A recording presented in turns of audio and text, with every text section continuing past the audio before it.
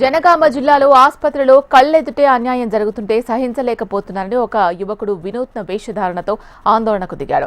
జిల్లా హాస్పిటల్లో ఉన్న కాంట్రాక్ట్ అవుట్సోర్సింగ్ ఉద్యోగాలకు లంచం లేనిదే పని జరగడం లేదని ఆ యువకుడు నిరసన ప్రదర్శనతో అందరికీ తెలియజేసే ప్రయత్నం చేశాడు. జనగామ ప్రభుత్వ హాస్పిటల్లో అవినీతి అక్రమాలు జరుగుతున్నాయని వినూత్న నిరసన ప్రదర్శనతో వివరించే ప్రయత్నం చేశాడు. అర్హత లేకున్నా అధికారులు డబ్బులు తీసుకుని అవుట్సోర్సింగ్ కాంట్రాక్ట్ ఉద్యోగాలు ఇస్తున్నారని అవినీతి భూతం వేషధారణతో వినూత్న నిరసన తెలిపాడు.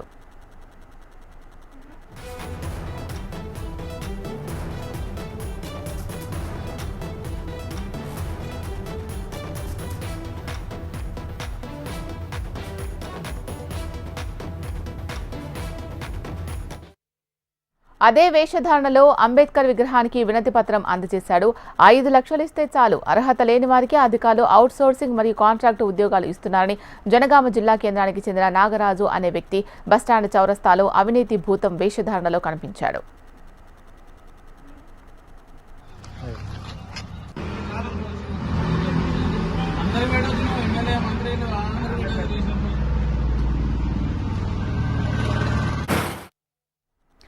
జనగామ జిల్లా కేంద్రంలో ఉన్న ప్రభుత్వ ఆసుపత్రిలో అధికారులు అవినీతి అక్రమాలకు పాల్పడుతున్నారని, అవుట్సోర్సింగ్ హాస్పిటల్లో అవుట్సోర్సింగ్ కాంట్రాక్టు పోస్టులు అమ్ముకుంటున్నారని నాగరాజు ఆరోపించాడు. అన్ని అవినీతి కార్యకలాపాలకు సంబంధించిన ఆధారాలన్నీ తన వద్ద ఉన్నాయంటున్నాడు. ప్రభుత్వ ఆసుపత్రిలో జరుగుతున్న అవినీతిని ప్రశ్నించినందుకు తనను కొంతమంది బెదిరిస్తున్నారని, తనను ప్రలోభాలకు గురిచేశారని తెలిపారు. ఈ అక్రమాలకు సంబంధించి తన వద్ద సాక్ష్యాధారాలున్నాయని తెలిపారు. జిల్లా కలెక్టర్కు ఫిర్యాదు చేద్దామంటే హాస్పిటల్లోని అవినీతి అధికారులు కలెక్టర్ చుట్టూ తిరుగుతున్నారని, కలెక్టర్కు ఫిర్యాదు ఇచ్చినా లాభం లేదని, అందుకే అంబేద్కర్ విగ్రహానికి వినతి పత్రం అందజేశారని నాగరాజ్ తెలిపారు.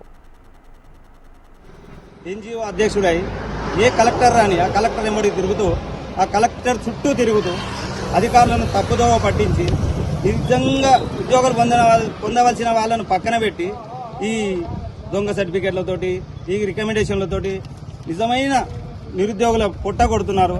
దీనిపై అధికారులు దృష్టి సాధించి వారికి న్యాయం చేయగలరని ప్రార్థన. నేను ఏ విధంగా నా దగ్గర ఉన్న ప్రూఫ్స్ ఏంటంటే నేను అధికారులకు ఇస్తా, అధికారులు ఎంక్వైరీ చేస్తారు. నేను చెప్పింది నిజమా అబద్ధమా. రేపు రైడింగ్ జరుగుతుంది, ఆ రైడింగ్ లో అన్ని విషయాలు బయటపడతాయి.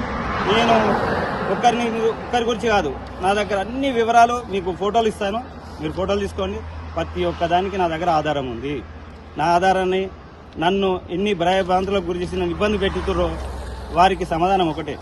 మన మెడికల్ కాలేజ్ ఏరియా ఆసుపత్రిలో సిబ్బంది నియామకాల్లో చాలా అవకతవకలు జరిగాయని, గతంలో ఎలక్షన్ల కోడ్ అమల్లో ఉండగా 34 పోస్టులు అమ్ముకున్నారు. దీనిపై అప్పుడే నేను స్పందించి గొడవ చేశాను, అయినా ఎవరు పట్టించుకోలేదు.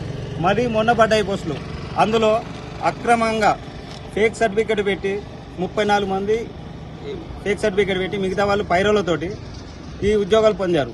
నిజంగా నిరుద్యోగులు చదువుకొని డబ్బులు లేక రోడ్లపై తిరుగుతున్నారు. వారి పరిస్థితి గురించి ఒకసారి మీరు గమనించగలరు.